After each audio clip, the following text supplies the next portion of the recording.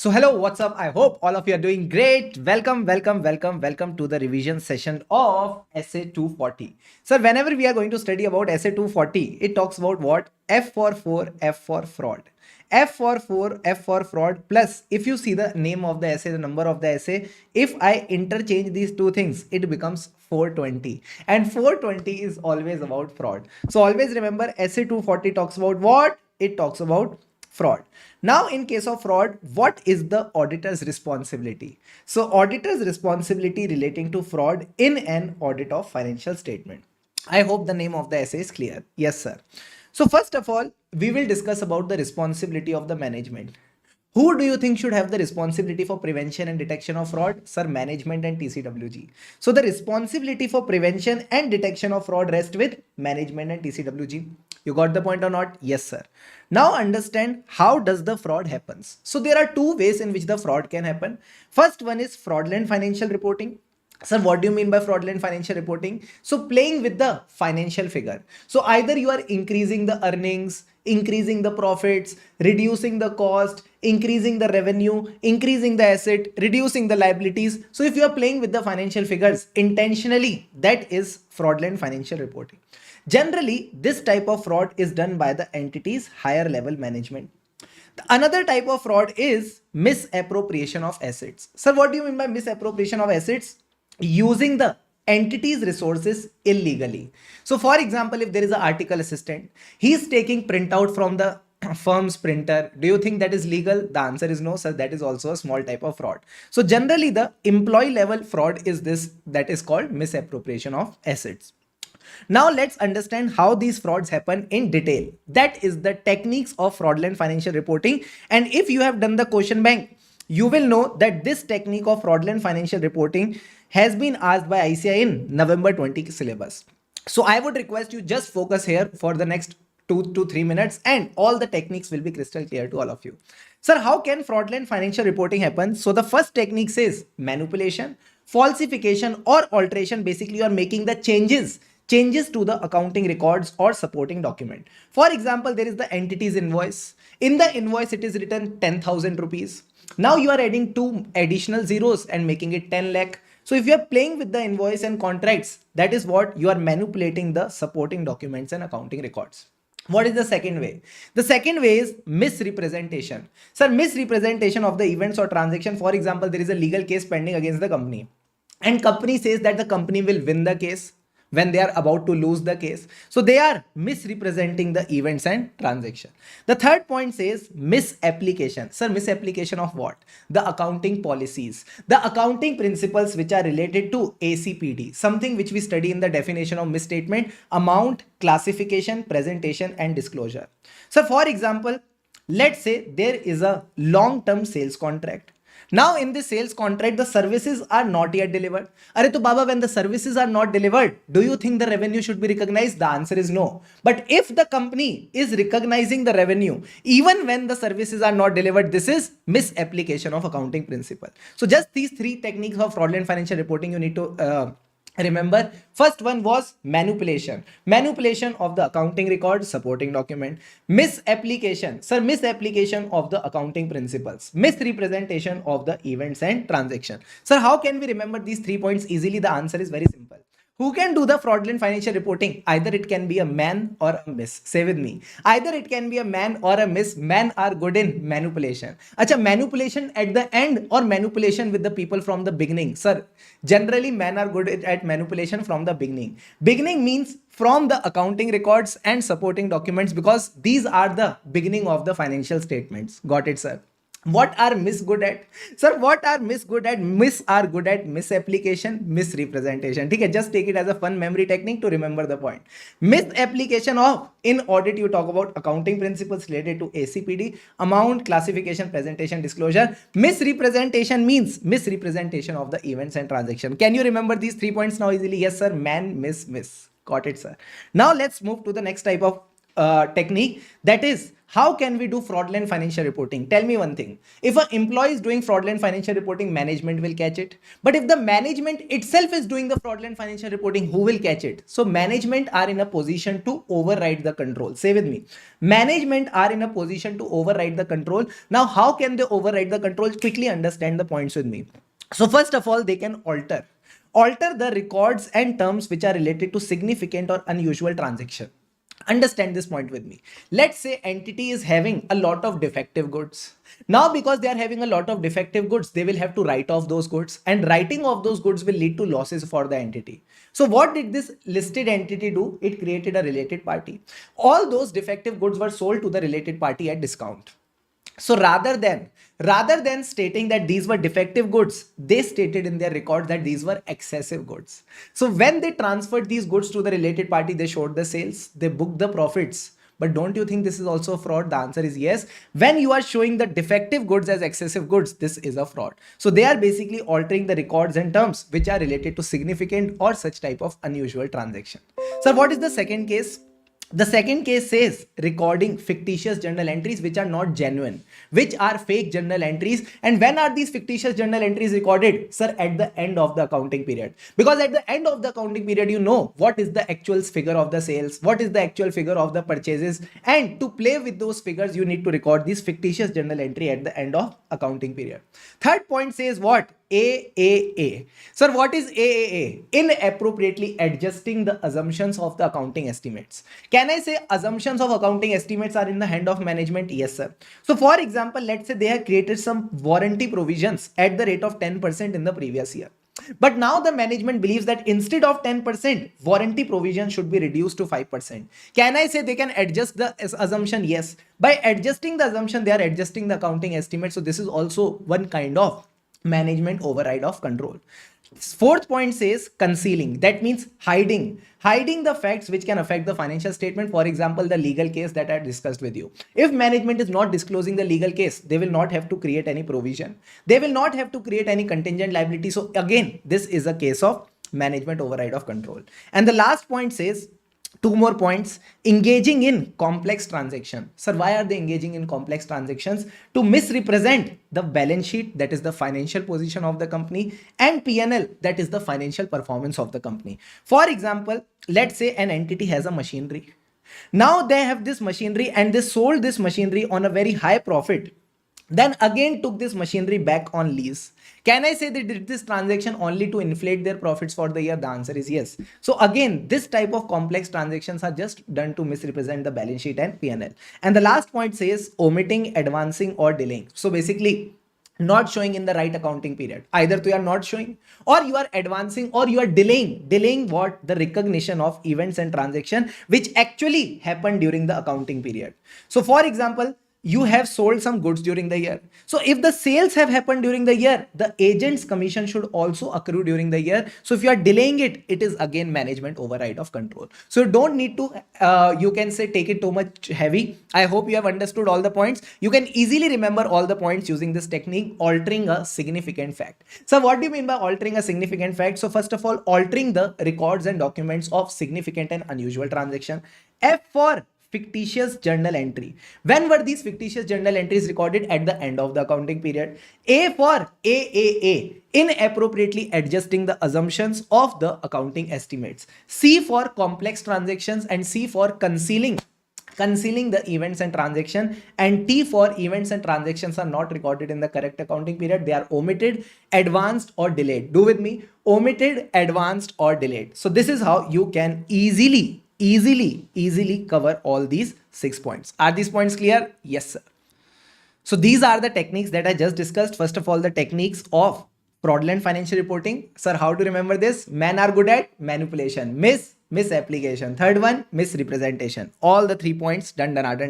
Then sir, comes the next topic, that is how can management override the control by altering a significant fact. All the points are here. If you want, you can pause the video for 2 to 3 minutes, quickly recall these techniques and then move to the next one. So what is the other type of technique? The other technique is related to misappropriation of assets. So what is misappropriation of assets? So basically, misappropriation of assets means either you are stealing the assets, Either you are stealing the physical assets or you are using the physical assets for personal use. So first of all, let's talk about the goods.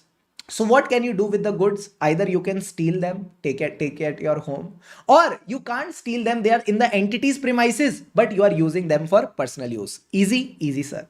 Now what about the cash? See, cash ke liye there are only two ways: either the cash receipts or the cash payment. Do with me, cash receipts or cash payment. So when the debtors are giving you the receipt, you are putting them in your pockets. This is called embezzlement of receipt. So you are doing the embezzlement of receipts that you are getting from the debtor. Sir, what about the payments? You are making fictitious payment. So payments are being made, making the entity pay for the goods or services which are not received. So basically making fictitious payment to the vendors or the employees. I hope misappropriation of assets is crystal clear to all of you. Yes, sir. Now comes the next topic. What are the fraud risk factors? So just understand this topic conceptually. Fraud risk factors basically means why does the fraud is happening? Why does the fraud is happening? So sir, fraud can happen due to various reasons. Before that, tell me what are the two ways of committing a fraud? Playing with the financial statement, that is fraudulent financial reporting. And the second way is misappropriation of assets. So first of all, let's discuss the fraud risk factors of misappropriation of assets. So what are the fraud risk factors? Three types of fraud risk factor we covered in the class RIO. Sir, what do you mean by RIO? R for rationalization. So attitude or rationalization. I for incentives or pressure, and O for opportunity. So these are the three reasons an employee can do a fraud. So first of all, let's discuss about incentive or pressure. Sir, what creates a pressure on the employee? What creates a pressure on the employee for doing a fraud? So the pressure is created by personal financial obligation. Let's say there is an employee who has taken a loan from the market. He has not been able to pay back the loan. So sir, what will happen? It will create a personal financial obligation. Now to pay back the loan, he will have to do some misappropriation of asset. So pressure is created by personal financial obligation.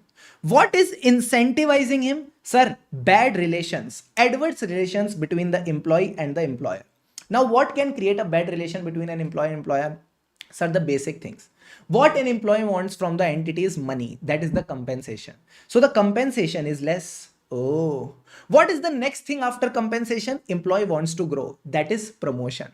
Promotion is also not happening. So less compensation, no promotion. Do with me. Less compensation, no promotion. And the third thing is, forget compensation, promotion, employee is being thrown out. He is being laid off, that is layoff of employees.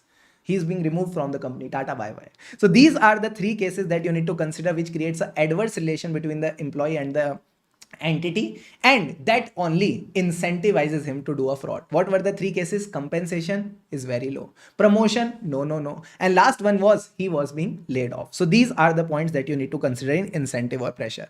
So what about the opportunities? See, the opportunity is in certain assets.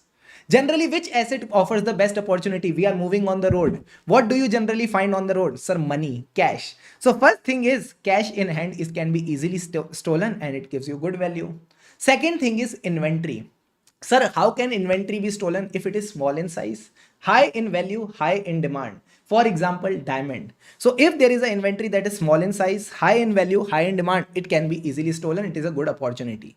Third thing is current assets, cash is done, inventory is done, debtors you can't steal. Third thing is fixed assets. Fixed assets again small in size, but they should also be high in demand. You can easily sell them in the market, and all these assets are convertible asset. Convertible means it can be easily converted to cash. So I hope opportunities wala part is also clear to all of you. And the last topic talks about attitude or rationalization. So generally, if I talk about attitude or rationalization, the problem of attitude means the person will not respect anyone. If a person is having a problem of attitude, he will never be able to respect anyone. Disrespect means disregard. Say with me, disrespect means disregard. Now he has disregard for two things: internal controls, because if the internal controls will be proper, you can't misappropriate the assets. So disregard for internal controls, disregard for monitoring of the misappropriation of assets. So if there is a person who is keeping a check that the asset should not be misappropriated, and you disregard this person, there is a problem of attitude with the management. So disregard for two things: internal controls and monitoring. Sir, what is the other thing? Can I say attitude is also related to your behavior? Not only disrespect or disregard, but also your behavior. Yes, sir. So 2 points of behavior you need to remember. behavior in which you think the person will be satisfied or dissatisfied with the entity. Sir, dissatisfied with the entity. And second thing, behavior was not always like this. There is a shift in the behavior. There is a change in the behavior which shows that the assets might have been misappropriated. For example, earlier the person was moving in 800 Maruti 800. Now the person is moving in Mercedes 800. So if there is a shift from Maruti to Mercedes, that means definitely some assets have been misappropriated. So these are the three cases that you need to remember, Rio: attitude rationalization, incentive pressure, opportunity. If I talk about attitude rationalization last time, if a person is having a problem of attitude, will he respect or disrespect? Sir, disrespect. So disregard for the internal control, disregard for monitoring of control. Got it, sir? Behavior may either तो he is dissatisfied with the entity, which or displeasure with the entity, or the second thing is there is a change in behavior which shows assets have been misappropriated. Now, sir, I for incentives or pressure. What creates a pressure? P for pressure, P for personal financial obligation. Say with me, P for pressure, P for personal financial obligation. And the another thing that is creating incentive for him is bad relation. Or say bad relation. Sir, bad relation between the employee and the employer due to three reasons. Compensation is low, no promotion, and last May there is a expected layoff. So Baba, first of all, we covered these risk factors only related to misappropriation of asset, incentive pressure done, opportunities done, and attitude rationalization done. But sir, what about this topic? What about this topic? Chalo, let's do this also. Did I tell you that there is a case of opportunity of misappropriation of asset? Yes, sir. When do you think there will be an opportunity? When there are proper internal controls or when there are inadequate internal controls? Sir, whenever there will be inadequate internal control, that will create an opportunity or increase the chances of misappropriation of asset. For example, tell me one thing. Let's say there is a lack of physical safeguard over the cash or inventory. So lack of physical safeguard means generally we keep the cash in the locker. There is no locker. So can I say there is a lack of physical safeguard? Yes, cash can be easily misappropriated. Second thing says inadequate documentation of transaction. So if there is inadequate documentation, inadequate records, the asset is not even there in records. So if you are stealing the asset, who will get to know that the asset has been stolen? So if there are inadequate documentation or records, again, opportunity of stealing the asset increases. Sir, what are the other cases? Inadequate oversight of senior management expenditure. If a junior manager, if a junior employee is doing an expenditure, he takes reimbursement from the firm. So junior employee ka expenditure is checked by the senior employee. But what about the senior employee? If he is doing any expenses, who is checking his reimbursement? Sir, no one is keeping a check on his reimbursement. So oversight of senior management expenditure should also be there. If it is inadequate, it creates an opportunity for the senior management to get the funds out of the company. And last point says lack of segregation of duties. Lack of independent checks. Sir, what is segregation of duties? So just understand it this way. There should be a person who should authorize a transaction. There should be a person who should execute the transaction. There should be a person who should have a control over the physical custody of asset. And there should be a person who is doing all the record keeping. Who is doing all the record keeping of these transactions. If all these persons are separate, no one will be able to misuse his responsibility or authority. But if all these functions are performed by a single person, they can easily misappropriate the asset. So last me just remember there is inadequate segregation of duty. Now, sir, how will be able to recall all these points? The answer is very simple. Sir, what? So basically the point says, just give me a second. So just remember it like this, that there is a lack of, how can a person easily steal the asset? When there is a lack of physical safeguard on the door. Now, sir, what is a lack of physical safeguard on the door? Lack of physical safeguard on cash or inventory. What do you mean by door? DO means lack of documentation of transaction. O means lack of oversight over the senior management expenditure. No one is keeping a check over that. And last may RE means lack of record keeping with respect to goods. So record keeping and documentation are the similar points that you can consider together. You got the point or not? Yes, sir. And there is one additional point of lack of segregation of duties. So here your all the points of risk factors related to misappropriation of assets are Done, done, done, done. Now, sir, when you have taught us risk factors related to misappropriation of assets, there must be risk factors related to fraudulent financial reporting also. Yes, just give me a second. Let's discuss about the same. Chalo, now let's discuss about again the risk factors from fraudulent financial reporting. What were the three risk factors? Let's recall together. Rio means attitude or rationalization, incentive or pressure, O for opportunity. Now understand this thing. Come on. Let's begin with it. First of all, let's start with incentive or pressure. So now these factors that are given in your book regarding incentive or pressure, or if I talk about opportunities, ठीक है, attitude or rationalization, do you need to learn all these factors? As per ICI, the questions that they have framed, you just need to understand them. So that when we are solving the question, when we are revising the question, you get to know which risk factor has to come here. So just understand everything that I'm going to explain. Please understand it properly. And just after 7 to 8 minutes, we'll do 2 questions in this revision. And you just have to crack which risk factor will come in that place. Are you ready? Yes, sir. So first of all, let's talk about incentive or pressure. Sir, when does a pressure comes on an entity? So they say that the entity's financial stability or profitability can be threatened by 3 factors. Sir, what are the 3 factors? Industry, operating indicators, and economic indicators. So what are the industrial factors? Just understand it with the example of Byju's. Can I say Byju's will be motivated to, you can say, fraudulently inflate their revenues, fraudulently show better profits? Why, sir? Because there is an increase in the competition. So whenever there is an increase in the competition, let's say in the online market, their margins will reduce. Sir, why will their margins reduce? Because they will bring down their prices. Plus, since the competition is offering better products, the customer demand can also reduce. So increase in competition, reduction in margin, reduction in customer demand. Plus, there are higher chances of business failure. So you can say industrial factors are these only that I just discussed with the example of Byju's. High degree of competition leads to reduction in margins, decline in customer demand, increase in business failure. Very easy points, very easy, sir. Similarly, if an entity is, let's say, having a rapid growth or unusual profitability compared to other companies in the same industry, just to maintain to show that better growth, just to maintain to show that better profitability, they can play with their financial figures. Got it, sir. What are the operating indicators which show that there is a pressure on the management? If the company is facing operating losses, to show a better picture, they will do fraudulent financial reporting. Or they are having negative cash flows. This is also operating negative cash flows. Again, they will try to show a better financial picture. What about the economic cases, sir? The economic cases are, for example, there is a new accounting requirement. Many entities which were required to do their accounting as per Ind AS 116. When they first applied the Ind AS 116, what happened? Sir, their financial figures were affected. Their profitability also got affected. Now to improve their profitability, they can do fraudulent financial reporting. Similarly, if there is a new regulatory requirement which leads to a penalty for the entity, this can also affect the financial figures. So to improve them, they can do fraudulent financial reporting. And the next point says vulnerability to rapid changes. So what do you mean by vulnerability to rapid changes? Let's say there is a change in the technology.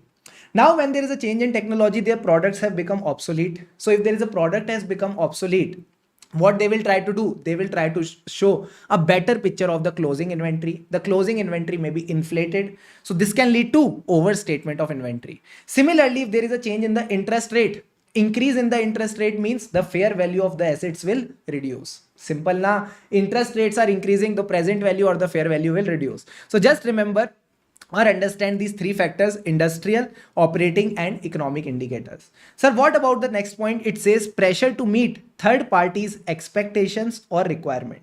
Sir, what are the expectations or requirement? To just understand it this way. Let's say your entity needs additional debt or equity. Your entity wants to obtain additional debt or equity. They need additional funding. Now to get the additional funding, they have to meet the listing or debt requirements. Yes, sir. Now, sir, what are the expectations? So expectations are profitability or trend expectations. Who create these expectations? So whenever you see the stock markets, there are certain analysts, there are investors, institutional investors, foreign institutional investors, whom you call FIIs, DIIs, creditors. So they have certain profitability or trend expectation. And when the company is not meeting the expectation, the share prices can fall. So last point says adverse effects adverse effects of reporting poor financial results, which can lead to fall in the share price. So these things create what? These things create pressure on the management to show a better financial picture. So just remember these points. ICI can also give you this heading that entity has to meet third party expectations and requirement. Explain with 4 example. So these are the 4 example that you can write. First of all, let's talk about the requirement. Whose requirement? Debt or equity requirement. Got it, sir? Why do you need to meet the debt or listing equity requirement? Because you need debt or equity funds. You want to obtain additional debt or equity. Got it, sir. What about the expectations? Who are the third parties who have expectation? Sir, investors.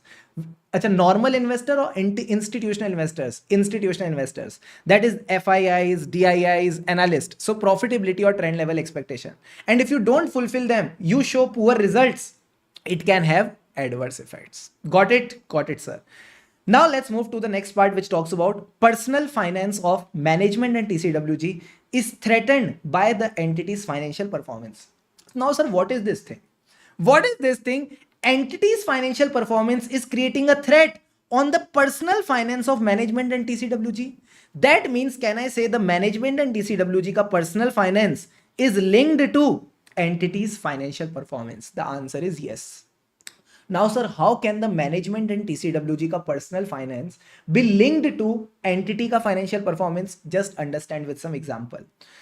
So it can happen only when they have significant financial interest in the entity. How can management and TCWG have a significant financial interest? Sir, 2 ways. First of all, the basic way that is their compensation.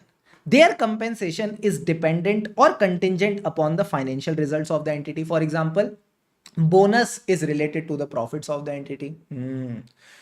And if I say compensation is contingent on financial result, this is the one way. The another way is, let's say they have given personal guarantee of the debts or borrowings of the entity. So 2 way when they have significant financial interest is either they have given personal guarantee of the entity's borrowings, or the second thing is their compensation is contingent upon the financial results of the entity. These are the 2 ways. Now, when these 2 things are happening and they are having a significant financial interest, it creates pressure on them. It creates pressure on them on meeting the financial targets of the entity. So these are the 4 things which can create another pressure on the management. So I hope you understood the points of pressure. These are very easy. It's just that you need to read them once or twice so that in case a case study based question is being asked by ICI, you can identify that yes, there was a pressure on the management. That's why they played with the financial figure. So can we do one quick question on this? Yes, we can do a quick question on this. So this question is also given in your question bank. It is a ICI study material, a new question. Let's do this question together. It will give you a good confidence. So it says, My Decor Limited is engaging in the manufacturing of fabrics. The company wants to set up a plant. Now to set up this plant, they need huge money. They need huge capital outlay. Now, second thing that is mentioned in the question is, this year the company's revenue has increased from 750 crore to 1000 crore. No change in the plant capacity. And you got to know that the company needs to set up a new plant based on your inquiry with the company's personnel. Now you people tell me, when the company wants to set up a plant, when the company needs huge funds from the market, can I say it is in a pressure? It is in a pressure to obtain the funds from the market. Now when it is in the pressure to obtain the funds from the market, it will try to show a better financial picture by inflating the revenue. So this is what you need to write here. So last question says, how do you deal with this situation? With special attention to ROMM due to fraudulent financial reporting. So you will write there is an excessive pressure on the management to do fraudulent financial reporting because they want to inflate their revenues to show a very good rosy picture. Okay, sir. This is a fraud risk factor. Now, what can you do as an auditor, sir? The answer is very simple. We will perform our audit procedure. What are the testing procedure? Test of control. Have they written test of control? Or a test of control? Where are you? Sir, I think it is here. Test of control we will do. After test of control, you do the amounts ka checking. That is called substantive procedure. In this, you do substantive analytical procedure. Now you want to find out this, whether they have added some unusual revenue transaction. So you can use computer assisted audit techniques. So basically when you apply analytical procedure to audit, this is called computer assisted audit technique. And the last thing is test of detail. This is also that you can do. So the answer is very simple. Now, sir, let's move to the next point, which talks about opportunities. Sir, so many opportunities. Again, Baba, you don't need to learn them. Just understand them properly so that you can solve a good case study based question. So the first opportunity says company has a strong financial presence. Come on. Company has a strong financial presence or ability to dominate the industry. So when the company is dominating the industry, they can dominate the terms and condition. On which terms and condition the sale and purchase will happen. So it allows it to dictate the terms and condition with the suppliers and the customers. And when it is dictating the terms and condition, do you think the transaction will take at arm's length price or not at arm's length price? So not at arm's length price. So there will be non-arm's length price transaction. For example, supplier के साथ it can have a terms and condition to allow more credit period. So when the supplier is allowing more credit period, it will lead to favorable cash flows in the financial statement. Customers के साथ they can have again you can say a agreement that whenever there is a distributor, there is a minimum quantity that the distributor has to buy. This will help in what? Inflating the revenues. You're getting the point? So whenever a company has having a strong financial presence, this is an opportunity for the company to do fraudulent financial reporting. Second opportunity of doing fraudulent financial reporting is party. Who is that party, sir? Related party transaction. Acha, in related party transaction again, where will the fraud happen? Normal course of business or not in normal course of business? Sir, not in normal course of business. Significant related party transaction which are not in normal course of business. ठीक है? In that case, that too with the related parties for whom the audit is not happening. That means these are the fictitious related party or you can say bad related parties. Again, in this case, fraudulent financial reporting can happen.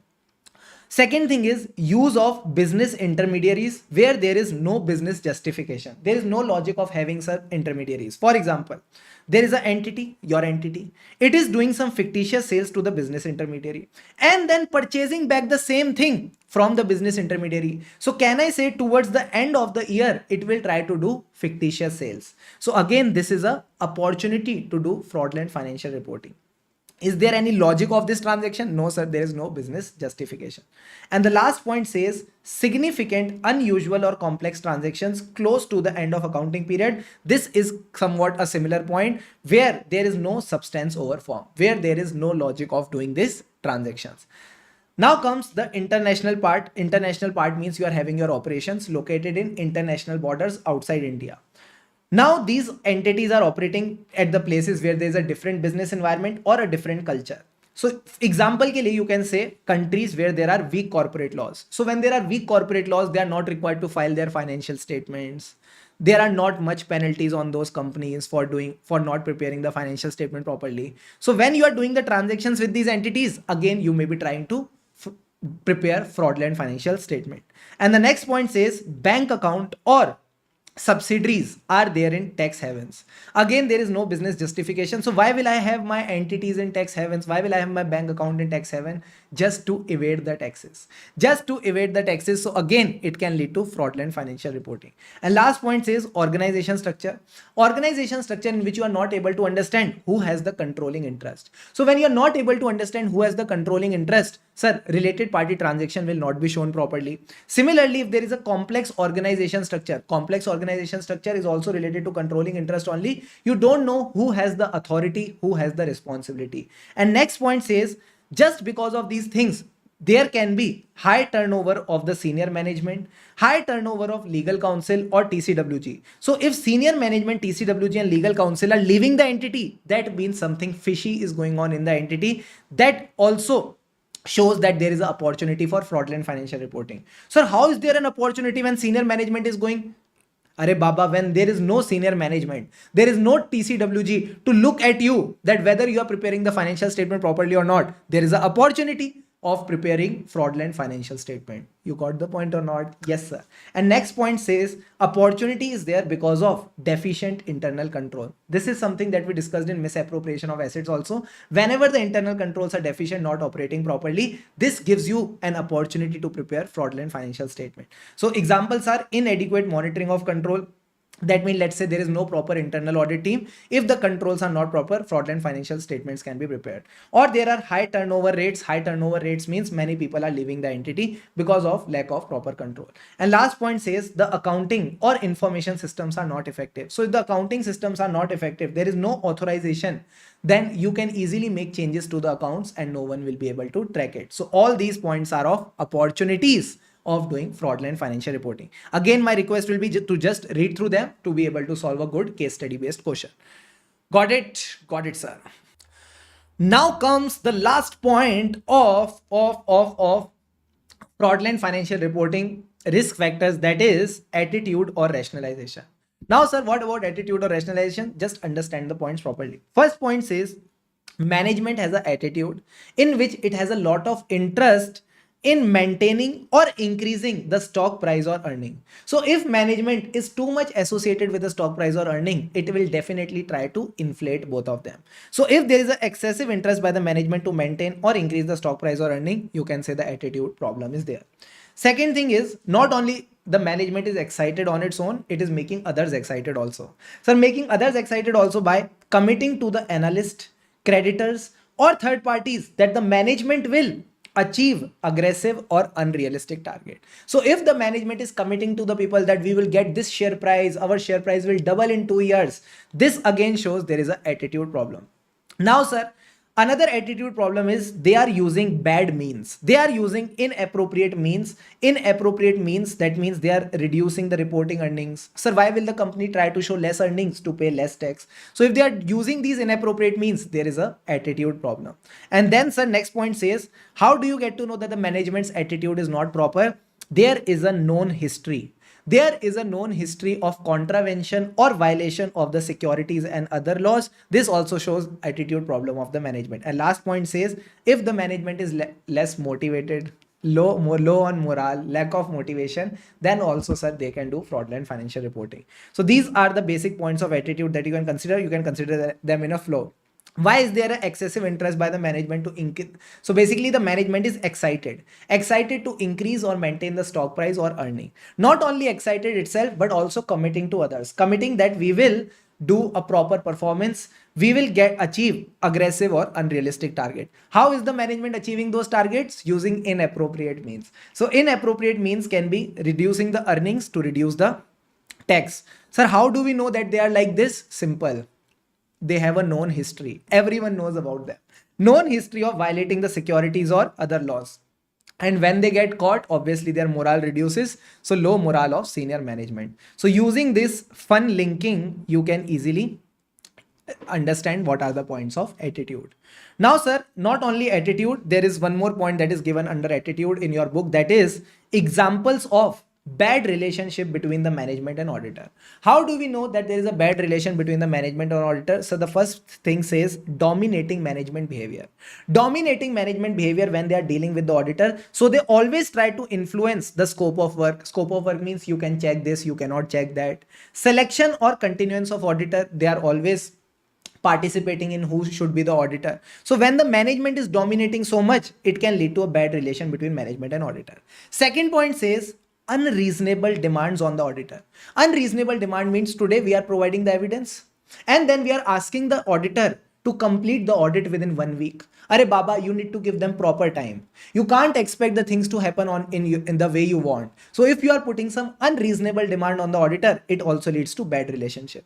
Third point says frequent disputes. There are always fights going on between the management and auditor. So do you think there is a good relationship? Bad relationship. So frequent disputes with the current or previous auditor with respect to accounting, audit or report, again, it's a bad relationship ka, you can say, example. And last point says they are putting restrictions on the auditor.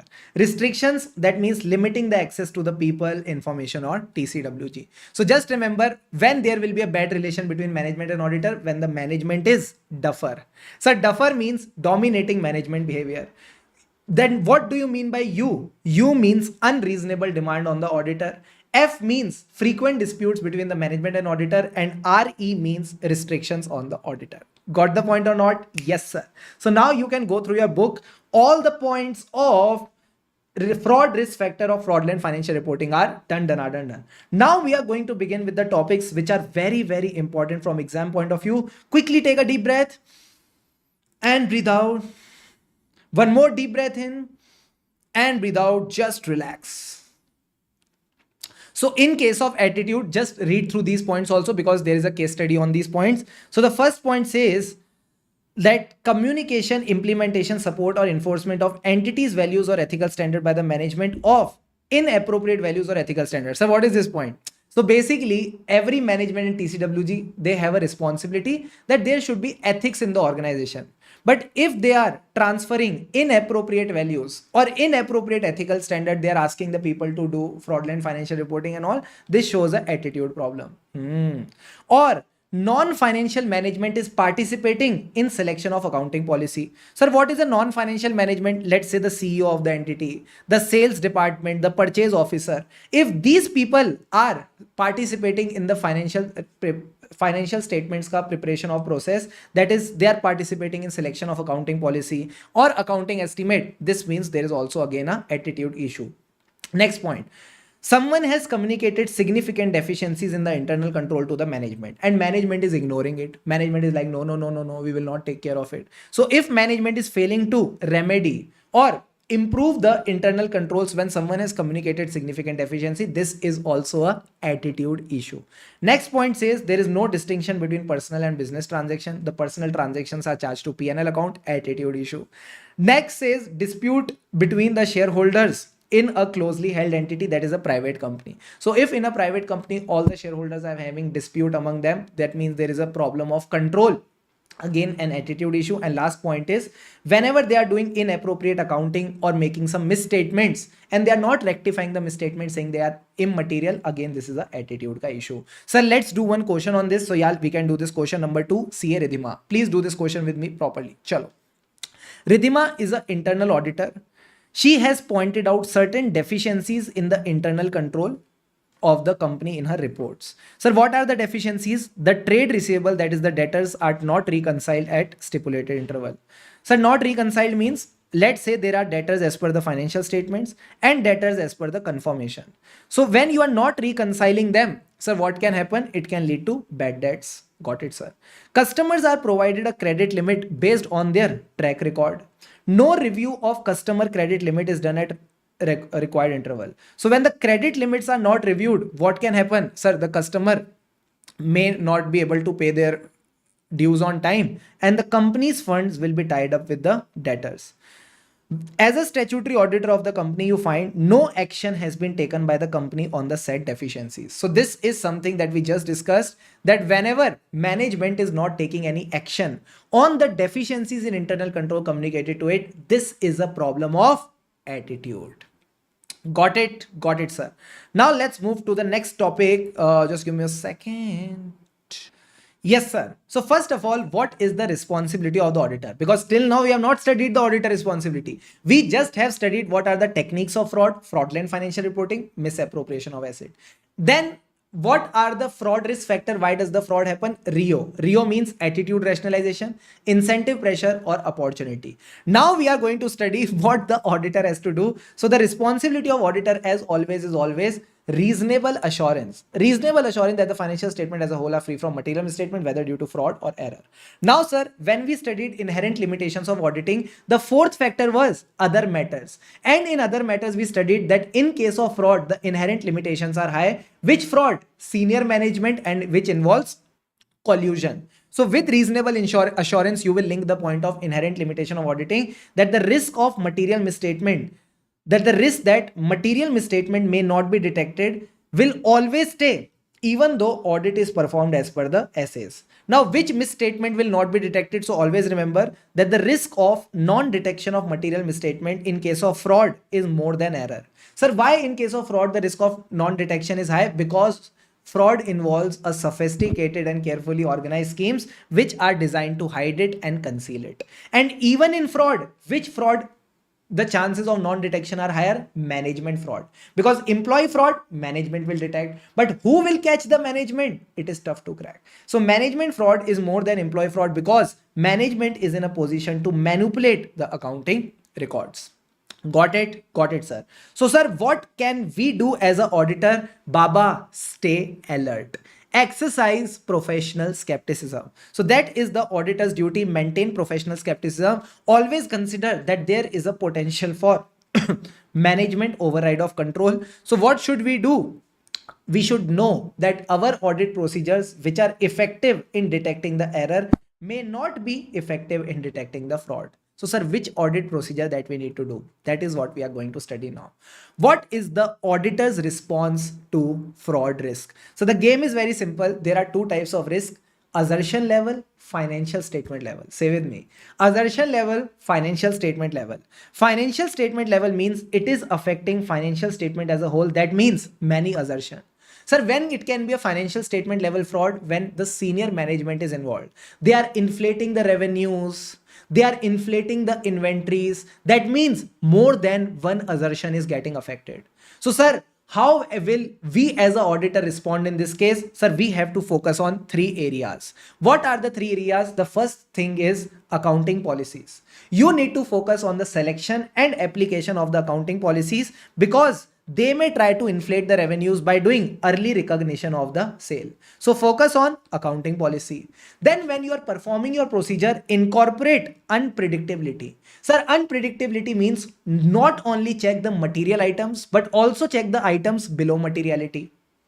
Not only perform your procedures based on monetary limits, but also do some random sampling.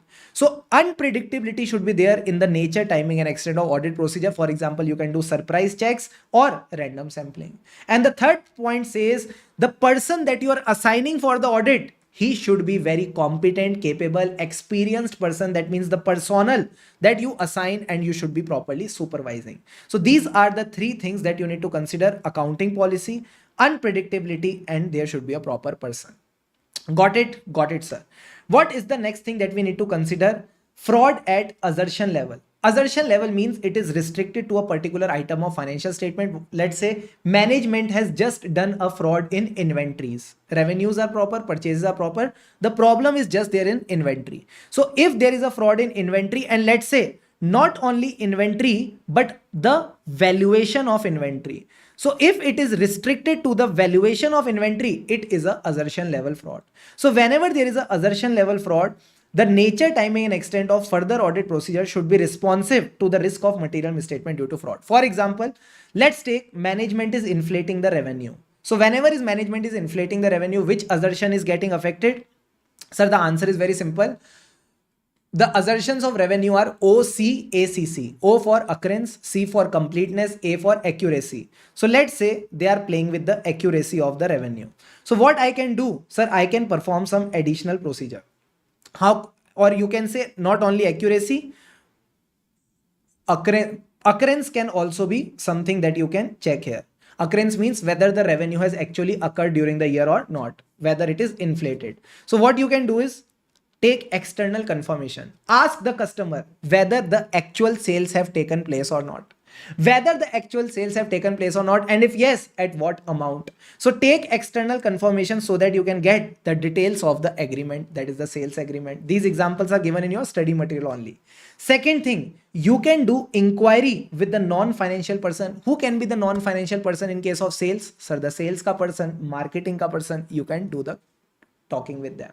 So these are certain audit procedure in response to fraud in the case of revenue. Got it? Got it, sir. Now when this part is done, now let's move to the next part. So fraud risk factors we have completed. Responsibility of auditor is something that we have just revised. Responses to assessed risk of material statement for financial statement level. I just request that these 3 points you should read. Accounting policy. Then second point was accounting policy. What was the second point? Sir, unpredictability, because it was unpredictable, so don't forget. And the third point was proper person should be assigned and supervised. Then we discussed the audit procedures in response to risk of material misstatement due to fraud at assertion level. Example, revenue, they can inflate the sales. So what did we do? We took external confirmation, and second thing was inquiry with non-financial person. Now comes another topic. So what now does this topic says? Audit procedures in response to the risk related to management override of control. So now this is getting very confusing. First you say financial statement level, then you say assertion level, now you say management override of control. How will we get to recall in the exam? Just relax, take a chill pill, baby, calm down, ठीक है? Just understand it. Whenever it is financial statement level na, you focus on the broad aspects. What are the broad aspects? Accounting policy, unpredictability, proper personnel, these are the broad aspects. When it is assertion level, linked to the revenue, linked to the occurrence of the revenue, you are going to be very specific. So sir, what about management override of control? एक तो tell me now, you tell me, ठीक है? You are shouting on me a lot. You tell me what are the techniques of management override of control. Now you will understand the importance of memory technique. Sir, management override of control techniques were altering a significant fact, altering the records and documents of significant transaction. F for fictitious journal entry. A for AAA, inappropriately adjusting the assumptions of the accounting estimates. C for complex transactions or concealing the facts and information. And T for events and transactions are not recorded or advance or delaying the recognition of events and transactions. So in this case, you just need to remember the 3 points of fact. What was fact? F for fictitious journal entry. So when management is recording fictitious journal entry, what audit procedure you can perform? Test the journal entry. So test the appropriateness of journal entries recorded in general ledger and adjustments in financial statement. A for adjusting the assumptions of accounting estimate. So check the accounting estimate, review the accounting estimate whether there is a management bias, and evaluate whether the circumstances producing the bias due to risk of material misstatement due to fraud. And then C for complex transaction, that means related party transaction not in normal course of business.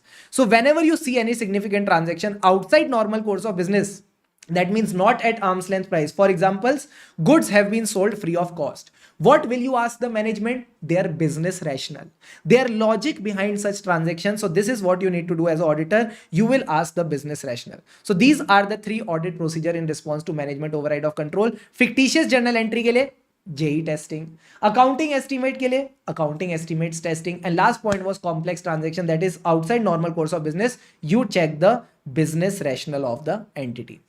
Got it? Got it, sir. Now, sir, comes the next point, that whenever you feel there is an indication of fraud, you will focus that whether now you can rely on the written representation or not. Now, understand one thing.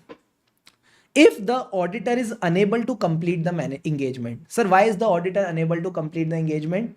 Because he feels that there can be a fraud or suspected fraud. You tell me one thing. When you accepted the audit engagement, what did you check? Sir, we checked SECI. SECI means significant matters, ethical requirements, CCTR, competence, capability, time, resources, and integrity. If now you see that the management is fraud, can I say integrity is not there? Yes, sir. And when integrity is not there, should you continue the engagement? The answer is no. You should chup chap. You should withdraw from the engagement. You should quickly withdraw from the engagement. But sir, these withdrawal wala things to we studied in SQC1 also. These withdrawal wala things we studied in SQC1 also. So are the points same? Almost all the points are same. Just the first points is different. In SQC1, whenever you are withdrawing, first of all, what you do, sir, you warn the management. You warn the management by saying about the actions that the auditor and its firm might take. So here you will not give any warning, because fraud is something that you can't give any warning to the management. So in this case, you will not give any warning, but what will we do? You must have studied about section 143 subsection 12. Whenever there is a fraud of 1 crore or above, you need to tell central government. Yes, sir. So this is the thing that you are going to do.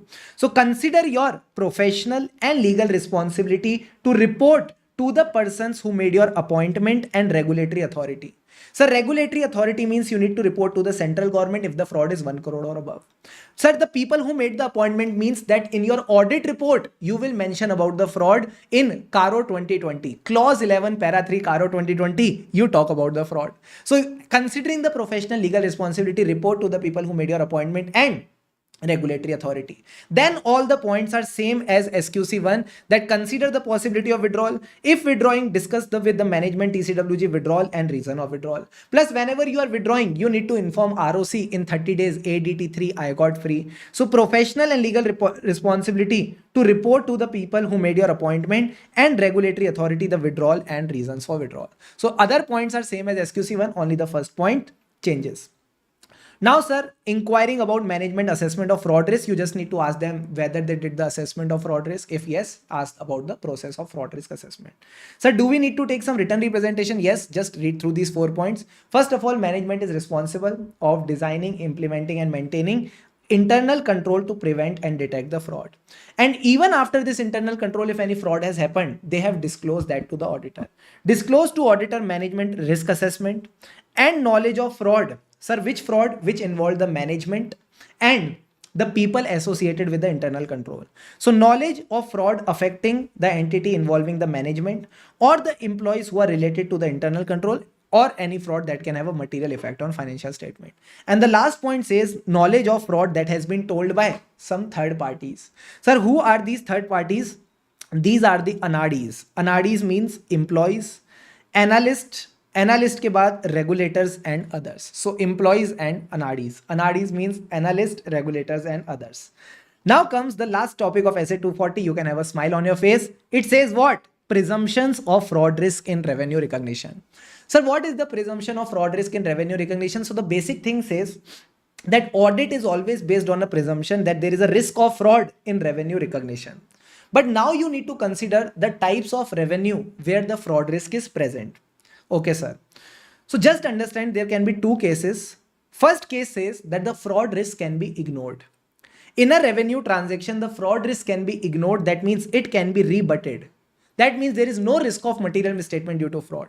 Sir, when can I say there is no risk of material misstatement due to fraud? When it is a single type of simple revenue structure. Single type of simple revenue structure, for example, leasehold revenue from a single rental property. Got it, sir? And when there is a high risk of fraud, so it says there is a high probability of fraud risk when it is a complex revenue structure. So if it is a simple revenue structure, less risk of material misstatement, less chances of going wrong. But if it is a complex revenue structure, that means there are multiple revenue streams, fraud risk is high. Or if the controls are not operating effectively, that means there is a lack of control. So if there is a lack of control, control risk will be high, risk of material misstatement will be high. That means the fraud risk is high. You got the point or not? Yes, sir. So the point is very simple. If it is a simple single revenue, say with me, simple single revenue, fraud risk is less. But if it is a complex revenue structure, fraud risk is high. Or if the controls are weak, lack of control, again the fraud risk will be high. Now I want all of you to do a classic question with me, then only it will be amazing, amazing. Let's do the question from your question bank. Question number 1. One of the favorite questions of ICAI asked time and again in the RTPs and MTPs. Let's do this question properly. Chalo. First of all, I'll give you a quick summary of what happens in this question. So there is an auditor who is auditing a company. So the auditor is auditing the revenue transaction of the company. Achha, first of all, let me tell you what is the company doing. Company has a multiple source of revenue. It is managing the hotels and resorts. It is also selling the tourism packages. It is also performing the airline bookings and corporate bookings. So multiple sources of revenue are there. Got it, sir. Now, when the auditor is auditing this company, auditor has taken a presumption. Presumption is there is no fraud risk in revenue. But sir, we just studied that there is a risk of fraud in revenue recognition. There is always this presumption. So basically auditor has avoided this presumption. Now when the auditor started the audit, they start with test of control. So when they were testing the controls were weak. Oh. But still the auditor was to the conclusion that there is no risk of fraud. If the controls are weak, substantive testing needs to be increased. So they increased the substantive testing. They performed additional substantive testing. But still they were to the conclusion that there is no risk of fraud in revenue recognition. When they were doing the substantive testing, they found that there is a revenue of 35 crore, which has been partially received in the CFO ka personal account and partially received as an advance against future booking. Company's money is received in CFO's personal account. Now you have to guide the statutory auditor about the responsibility of fraud in financial statement. Sir, how will we write this answer? Please understand the flow of this answer with me. ठीक है, sir. So first of all, we are talking about fraud risk. Can I say it is made of two words, fraud and risk? If I talk about fraud, it is SA 240 and risk is governed by SA 315. So you will start your answer with SA 240 and 315 and say, auditor shall identify and assess the risk of material misstatement due to fraud at financial statement level and assertion level. Assertion level means related to financial statement items, that is the account balance, class of transaction and disclosure. Got it, sir? When you have given this introduction of essays, you need to give the introduction of presumption. Sir, what is the introduction of presumption? When identifying and assessing the risk of material misstatement due to fraud, it is always based on a presumption that there is a fraud risk in revenue recognition. Now, sir, when you have assessed the risk, you will respond to the risk by performing your procedure, test of control, substantive procedure. Which essay talks about it? Essay 330. So after the essays, the next point will be essays written, the sequel to these essay. So what is the sequel to essay 240? No, sir. But what is the sequel to essay 315, 330? So now you will say, as per essay 240 and 330, auditor shall determine response to assessed risk of material misstatement at financial statement level and assertion level for particular ABCD. Sir, do we need a presumption returns also? Yes. In the presumption returns, you will talk about the presumption wala point in detail. Sir, what are the details we need to give? The same details that are given in your notes. That the fraud risk may be rebutted, it can be ignored, there is no risk of fraud if it is a simple single revenue. For example, revenue from a single rental property. Got it, sir? When there is a high probability of fraud risk, when it is a complex revenue structure or lack of control. These are the same points that you need to write here. Got it? Got it, sir. One more point that most of the students will miss is this. When in the beginning of the audit, auditor believed that there is no risk of fraud, they should have updated the risk when they found that the controls are not operating properly. Because if you look at the question, it is clearly written that when they were testing the controls, it was identified controls are not designed properly. And still they were to the conclusion that there is no risk of fraud. So they should have updated their understanding. So this is the theoretical point that you need to write. Obtaining the understanding of entity is not a one-time process. It is a continuous dynamic process. That means you need to change your understanding. So understanding the entity is a continuous and dynamic process where you gather the information, update the information and analyze the information. So obtaining understanding of entity is a continuous dynamic process of gathering the information, analyzing the information and updating the information. Then you just need to write the facts of the case that are given in the question, and the conclusion will be very simple, that in this case there was a complex revenue structure, there were lack of controls, so there was a fraud risk. And whenever there is a fraud risk, it is also considered a significant risk, because the examples of significant risk that we study in the class are complex fraud, complexity of transaction, fraud, related party outside normal course of business, unusual nature, degree of subjectivity, significant development. So being a fraud risk, it is also a significant risk. And last May, since the amount of fraud was 35 crore, that is 1 crore or more as per section 143(12), you also need to report to the central government. Got the point or not? Yes, sir. So with this, the whole revision of essay 240 with proper coverage of questions is done. So my request to all of you will be very, very simple. Just make sure in this standard, there are certain topics that you are doing properly, especially this presumption of fraud risk. The second topic that I feel that should be done really, really properly is auditor being unable to complete the engagement. In this case, what are the reporting responsibilities? You should be aware about it. And apart from this, the techniques that we studied, these techniques may, at least the questions that have been asked by ICI in the previous years, that is techniques for fraudulent financial reporting, management, override of control. Then, sir, fraud risk factors, especially in case of misappropriation of assets, REO, attitude rationalization, incentive pressure, opportunities. These examples should be crystal clear to all of you. So here I wrap up this revision. I hope you enjoyed it. Make sure you are studying properly, covering everything in a proper detailed manner, and trust me, everything will be easy for you. So thank you for watching this revision. If you like it, do give it a like, and yeah, do comment and let me know how you're proceeding with your studies, you're enjoying or not. And yes, all the best for the coming exams. Keep going.